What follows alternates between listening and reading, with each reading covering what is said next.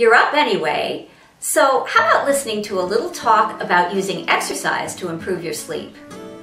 I'm Lois Maharg, and I've written a new book called The Savvy Insomniac. Here's a talk I had with Lisa Carolyn. Some people with insomnia say exercise helps them sleep better. Others say it doesn't have any effect on their sleep. What's the story and why does it help some but not others? The experts who talk about exercise as being very beneficial to insomnia sufferers are usually those people who are looking at insomnia as a disorder of hyperarousal, meaning that in people who have insomnia, our arousal systems are just cranked up a notch too high. Does that way of describing the problem fit with your experience of insomnia? Oh, absolutely. I might look very calm in my demeanor, at least that's what people have told me that I am. But in fact, I'm very quick to sort of get excited, whether it's excitement or fear or whatever. And then the problem really is that I'm so slow to calm down. It's very hard to calm down. I take it exercise has helped you manage your insomnia?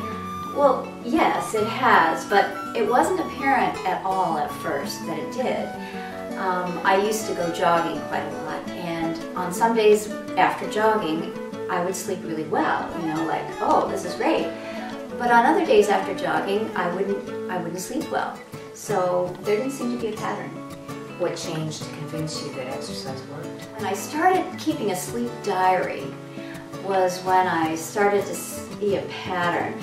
What I did was every morning for about 2 weeks, I recorded how much I slept and the quality of my sleep. And I also recorded whether I'd exercised or not and how long I'd exercised. And by the end of the 2 weeks, I could really see that there was a pattern. The days when I exercised, and exercised quite a lot, did seem to be the nights when I would sleep soundly. Is there any type of exercise that works better for people with insomnia? Yes, it's the aerobic exercise, the type of exercise that gets your heart rate up and keeps it up there. But also, the timing of the exercise actually has an influence on your sleep. It's typically recommended that insomniacs exercise late in the day. For instance, late in the afternoon or early in the evening. And that's really what works best for me. There's so much more to managing insomnia than turning off your computer and drinking herb tea.